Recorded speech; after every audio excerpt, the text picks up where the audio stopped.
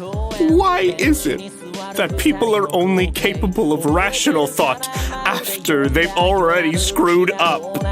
Who the starts a conversation like that? I just sat down. There are many fantasy anime about powerful heroes, these brave warriors, legendary champions. Peter Grill in The Philosopher's Time is about sex. I don't know, man. I feel like this entire show tries to answer the question, what if the strongest man in the world was catastrophically stupid? Because after winning a tournament and proving himself to be the greatest warrior alive, Peter Grill achieves every fantasy protagonist's dream: respect, fame, and a loving fiancé. Most stories end there. However, this is the start of Peter Grill and The Philosopher's Time, because as soon as he wins this tournament, everyone decides, oh, I want to have his baby. I really appreciate it.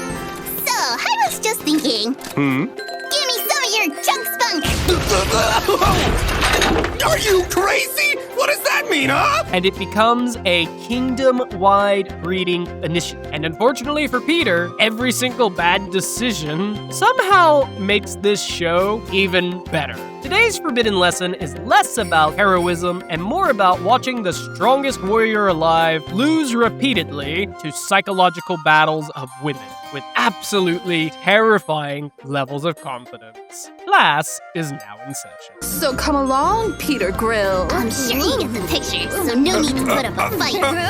Like I said, the setup for this series is honestly just incredible in the dumbest way possible. We open it with Peter winning a massive combat tournament and earning the title Strongest Warrior in the World. Naturally, this would normally be the end of a fantasy story. However, this instead becomes his own biological emergency, because immediately after winning, every race in the kingdom sees Peter less as a human being and more as premium genetic material. The ogres want strong children. The elves want strong children. Everybody wants strong children. Peter has basically become the fantasy costicle for genetic. And the funniest part is that Peter himself doesn't even want the chaos. He tries to fight back, but the universe looks at him and says, no, you must suffer. And I'll be fair, Peter does have some self-control, that of a sleep-deprived raccoon near an open trash can, but that's still some. So while he is constantly panicking and ruining his relationship, he's also somehow perfectly keeping it a secret. Yet I still don't know how that works. This creates the true mechanic of the show. Peter meets a girl. The ogres try to have sex. Peter then has sex. And then Peter has his philosopher time at the very end. Repeat this pattern for 24 12-minute episodes. Call it a day. Weirdly entertaining. I'm not gonna try and sell it. It knows exactly what it is. The manga author even calls out some of the bullshit in, like, the series. Like, on this panel here, he's like, oh yeah, I just really wanted to draw these characters. They have nothing to do with the story. I love that. It's just hilarious, because even the author knows this series is a fucking joke. I feel like he was trolling us the entire time for the past several years as we read this, and I love it. And to add on to that, why I really feel like the author is just like trolling us, I mean, every character has some name related to food, or the cities themselves are named after food. Like, the main city is called Hanakata. You know, like the cheese? Cheese.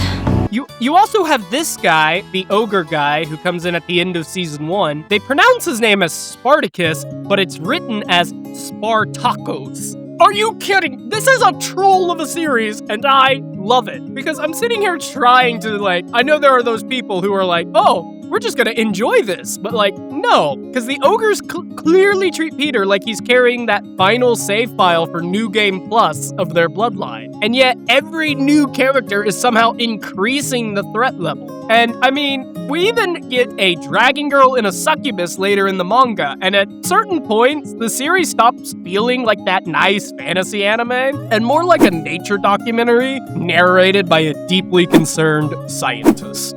Experiment 669. Subject has once again failed to escape the mating ritual. Disappointment. I'm going to lose my budget after this. And that's what I love about this. The show doesn't try to pretend it's deep. It just weaponizes that escalation. And every episode asks that question. How much worse can Peter's life realistically become? The answer is always, hold my meat.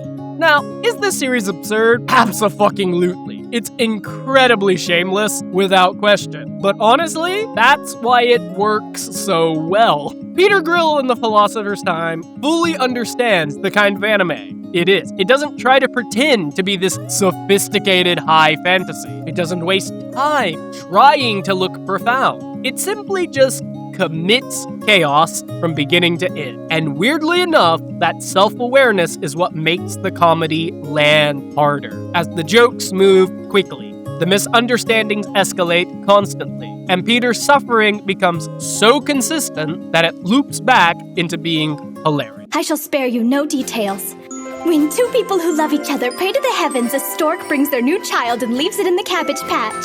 Isn't life a miracle? Shit, here we go again. Because underneath all the degeneracy and fantasy nonsense, this is just basically a story about a man who achieved everything he wanted in life and immediately proved he wasn't emotionally prepared for the success. Which is honestly might be the most realistic part of this entire show. Peter Grill is not a role model. He is not an aspirational fantasy hero. He's a cautionary tale disguised as an ecchi anime.